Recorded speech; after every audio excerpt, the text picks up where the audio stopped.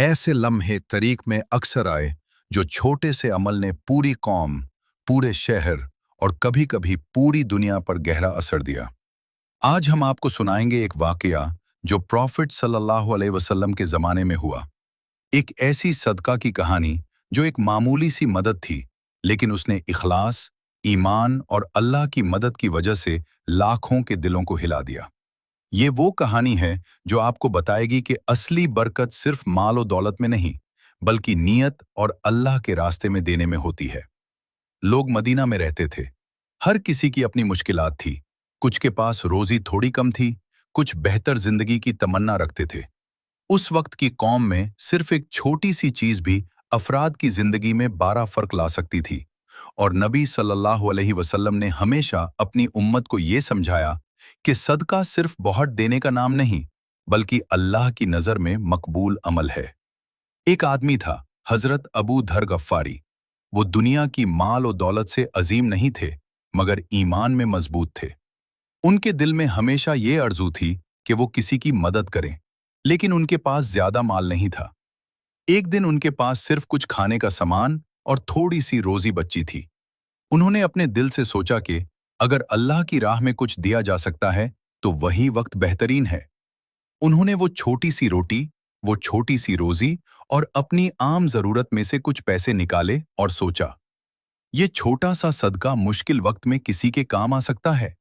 अल्लाह की मदद पर भरोसा रखते हुए मैं इसे देने का फैसला करता हूं।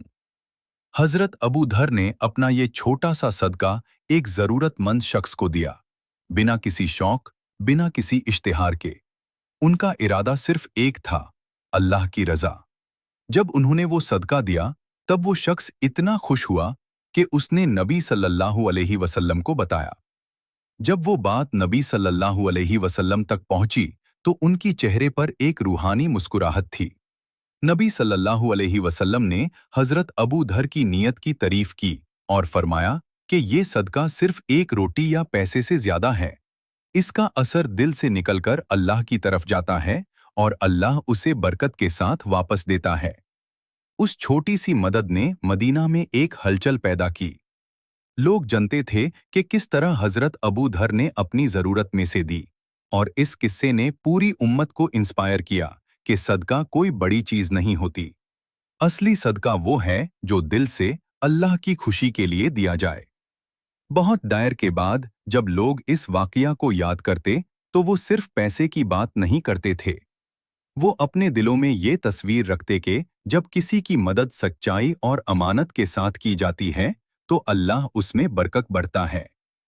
लोग बोलते, अगर हजरत अबू धर की छोटी सी सदका ने इतना असर दिखाया, तो हम भी अपनी छोटी सी मदद से किसी के दिल में रोशनी डाल सकते हैं। हजरत अबू धर का ये अमल, उनका एहसान, उनकी नीयत, ये सब एक मिसाल बन गए। नबी सल्लल्लाहु अलैहि वसल्लम की दुआ ने और अल्लाह की रहमत ने इस छोटी सी चीज को अजीम बरकत में तब्दील कर दिया। आज भी हम जब किसी जरूरतमंद की मदद करते हैं, तो हमारे दिल में उस दिन की मिसाल तस्वर होती है कि असली बरकत सिर्फ देने से नहीं, बल्कि अल्लाह की खुशी के लिए देने से मिलती है। कंक्लूजन/क्लोजिंग थॉट।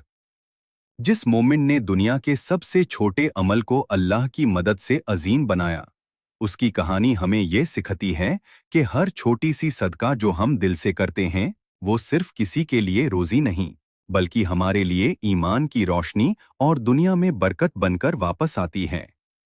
आज से अपने दिल को तैयार रखिए।